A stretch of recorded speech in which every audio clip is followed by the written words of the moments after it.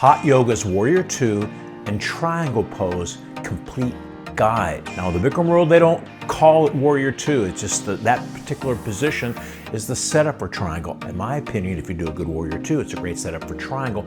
That's why I separated the two poses out. We also have a bonus video at the end, Revolving Triangle. This posture is not at the Bikram flow, one of the first poses I added when I split from Bikram in 2002 and created the Barkan Method. I love taking the spine in the other direction. So this video was recorded at a live Barkan Method 200-hour teacher training program in Coconut Creek, Florida at Evolution Yoga. By the way, Maxine, the owner of Evolution Yoga, did the first Barkan Method teacher training program in 2003. So a shout out to Maxine, who created an extraordinary yoga studio. So let's not waste any time. Head over to the studio with soon-to-be Barkan teacher Melissa, who's helping to demonstrate these three poses. So here we are, and this is Triangle. But before we do Triangle, we're doing Warrior 2 with the help of Melissa, who will soon be a Barkan Method teacher. So you start with the feet together. Come over here to the side of the mat, arms overhead. And when you give the command to step out, you're going to say, actually, let's go over here this way because we're going to step out with the right foot. When you give the command to step out, you're going to say, step your right foot out and arms down in one motion, big step, go. Boom, right there. That's the motion. Come back and do that again. So you always want to give the cue, or in the teacher training program, that's why I'm looking around to everybody. You always want to give the cue, arms down at the same time. So arms overhead, big step to the right, arms down, go. That's a little clap I got from Bikram. There's no question what you want him to do. So now we're ready to start Warrior 2. We're going to pivot on the right heel to turn the foot, because in our style of yoga, we want to be lined up heel to heel. Go back again with your foot that way. If Melissa were to turn on her toes, instead, lift your toes and bring your heel forward, now she's no longer heel to heel. Now she's heel to arch. Other styles of yoga do it heel to arch. We don't. We do it heel to heel. So go back again. So she's going to pivot on her heel, and now she stays lined up. Interesting? Yes. Good point, right? Now she's going to look over the fingertips with the right hand, bend her right knee, and sit down into Warrior 2. And a lot of your students are going to be really high. They're not going to be able to get lower. Sometimes you can have them step out a little bit further to get lower, because we want to drop this hip down to where this thigh is parallel to the floor. We got to get down nice and low. The weight is on the outside edge of this left foot. I call it the knife edge. So if I stand here and I pull her and tell her to resist me, I've just stabilized her leg. So I know we're not doing hands-on yet, but this is a really good reference to keep that leg nice and strong. I'm going to have her come up and do the other side because it gets a little tiring to demonstrate this pose. So pivot on the left foot and sit down again. So here's the weight. Outside edge of the right foot. I'm pulling her arm, telling her to resist me, and that's the feeling you want to create, like you're pulling the mat apart with your hands, but keep your upper body more here. Yeah. This is a really good Warrior 2 position, and the right hip is slightly forward. See how it says in the mat with the bold prints and italicized word? Slightly forward. Okay, come up again. Relax for a second. A good Warrior 2 sets up a good triangle. So in the Bikram world, they didn't even call it Warrior 2. They don't even separate the two poses. They just step out, bend the knee, they look and they tilt. I wanted to, and that's why I say Warrior 2, because I really want to show that it's a different pose completely, but it sets up the triangle. So back again. So now we're on a good Warrior 2. And not just the knife edge of the left foot, you're also on the big toe mound of your right foot. You're going to get down nice and low. Fingers are together. In fact, come back. Let me show you something that's pretty cool too. Come back again with your foot parallel. Sometimes we get stuck in our shoulders here, so we can do cactus arms. Bring your elbows forward, drop your shoulders down. Now turn out and extend them. Do you see how I created space now between her ears and her shoulders? I got that from an Iyengar teacher. It's pretty cool. So, all right, so pivot on your right heel, and she sits down into Warrior 2. Left hip slightly forward, she can sit more. And now she's going to look to the back, which sets her chin, and tilt to triangle, and she's going to do the first modification, forearm on the thigh. You won't see this in the Bikram world.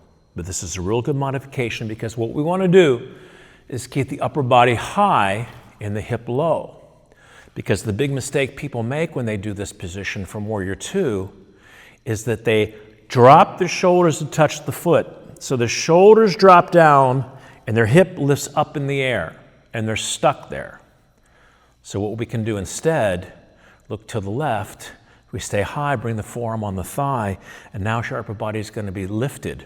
And now she can use it as a brace to lower this hip down. But you don't want to get stuck there. If you are doing this modification toward the end, you can reach your hand down to the foot. But look how nice and high her upper body is. Now come up and just do the other side. Second modification you can use, sit down a little bit more, look to the right. You're going to tilt, and now you're going to grab the calf muscle with your left hand. Get this arm a little bit higher here. By grabbing the calf muscle, now you can push the leg back with the left hand a little bit more. Bikram always says elbow to the knee. This is a really great way of pushing that leg out to the left. Two really good modifications. Okay, come back up. You didn't know you were going to be working this hard, did you? That's all fun to demonstrate. Okay, let's do the right side again. You're a little bit, let's get your heel closer. Yeah, there you go. Sit down a little bit more. And now the full expression is touching the top of the foot. So she tilts, touch the top of the foot, upper body high, hip low. Because what we want is a triangular space here, under the top of the thigh, underneath the arm. And we want an outside triangle, left arm down the right hand, right foot across the foot of the left foot, and the diagonal line is the key line coming all the way up to the fingertips. That defines the triangle. Come on up before you die. So you can see we're carving out the three tree angles, Trikonasana, of the triangle. And what happens is, let's say you're doing the right side, all the circulation from the right side, the ha, is coming down to the ta. Left side, the ta, to the ha. So the circulation shifts from one side of the body to the other. Okay, let's go back again. And now, what's your question? Tell me a question. Because sometimes people cue this. They say, flip the palms. Go to Warrior Two more. They say, flip the palms, look to the left, and then tilt the triangle, and that's a good cue to have. I don't say it that much. I never really was brought up with it, but it's fine to say. So you can flip the palms and then tilt. Good question. Now we're going to do any side you want that you feel more comfortable with, okay? We talked about, go ahead, do the Warrior Two triangle. We talked about the right hip being slightly forward. Go ahead and tilt.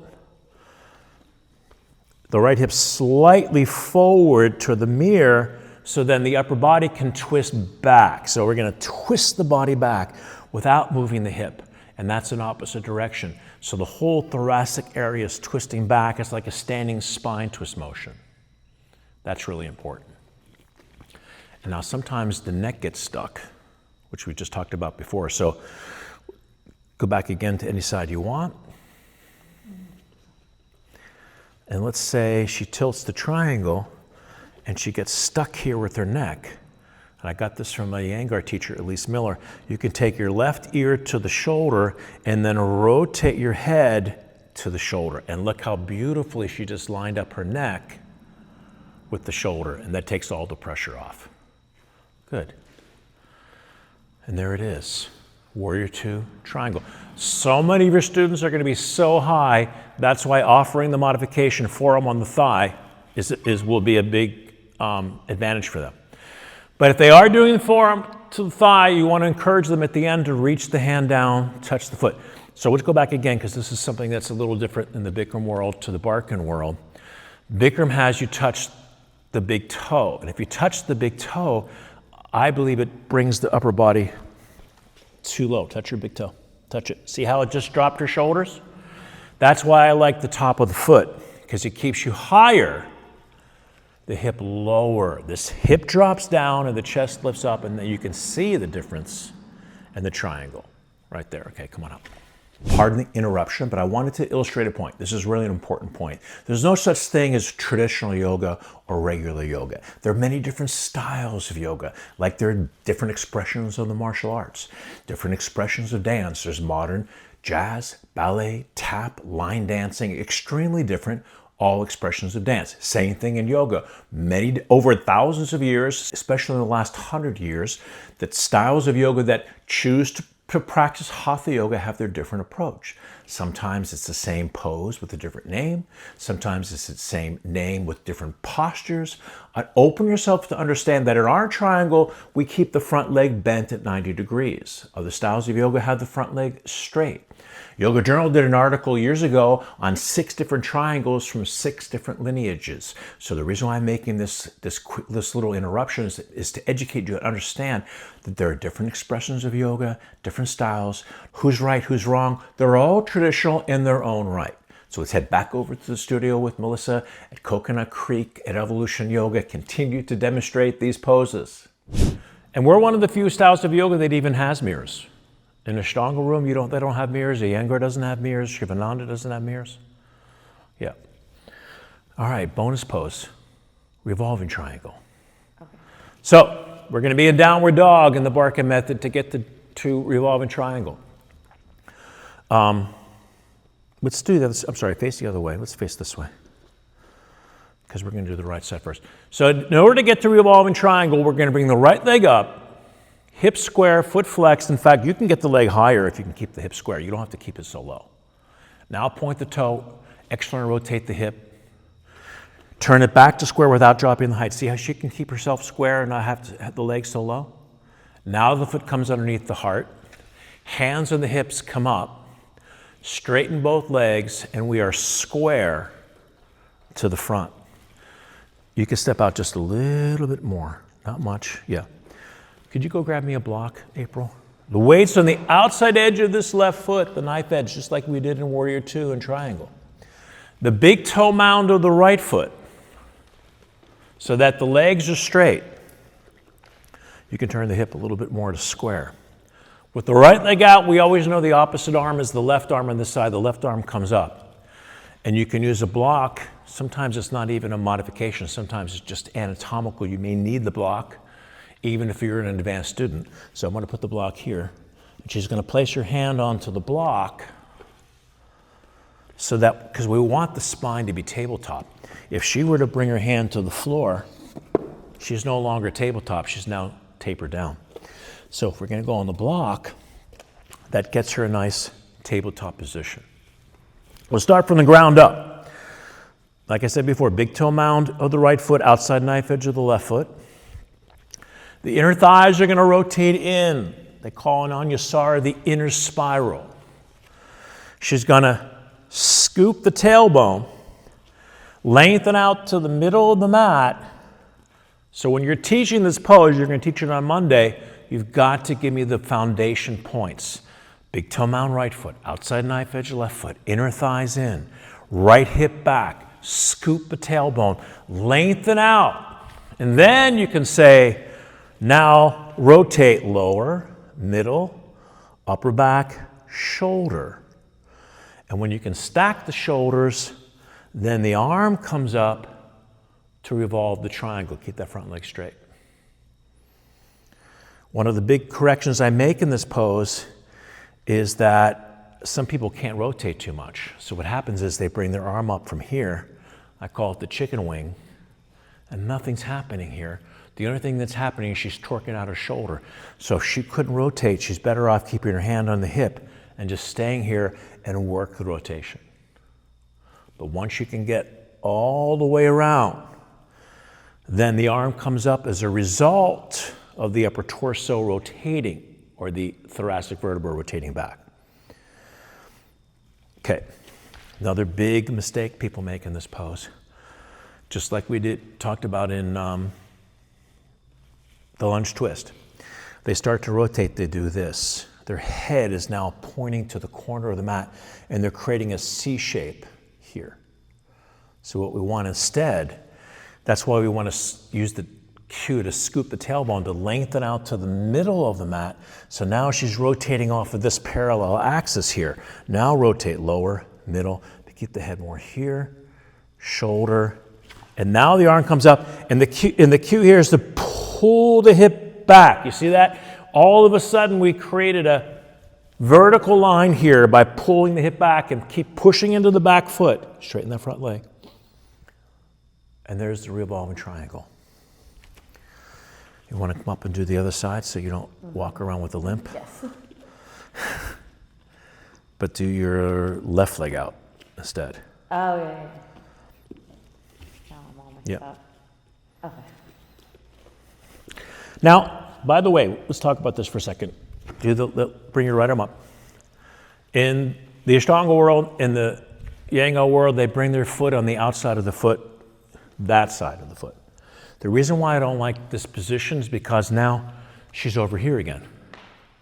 She's creating the C shape. Unless you're really, really advanced, you're going to have that C shape. That's why I like to bring the hand on this side to keep this vertical line. Again, it's pulling that hip back.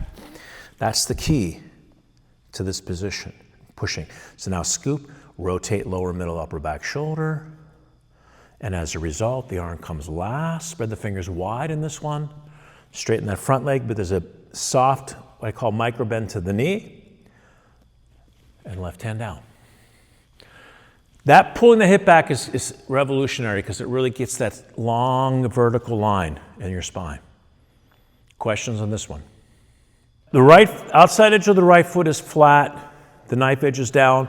The feet and the legs, I don't know if you've noticed this or not, are in the exact same position in revolving triangle, then standing separately head to knee, and then side forward bend. Exact same, I designed it that way. We're keeping the consistency with the feet and the legs. So we're all moving in that consistent motion. Any other questions? Yeah, it's about 3.5 feet. Most people don't step out far enough. So you want to be way out there. She was in a good position, but most people don't step out far enough in that pose. Really working the feet, working the inner thighs. And there it is. Warrior two, triangle, revolving triangle. Applause for Melissa. Because that's a hard pose to demonstrate because you're working hard on that one. Welcome back to my home. July 25th, I'm going to be in Orlando at They Flow Yoga, another 3-hour Barkan Method teacher training program. And in August, I'm going to be at Infinity Yoga in Tennessee for a Barkan Method level 2/3 teacher training program. I'll put links in the description below.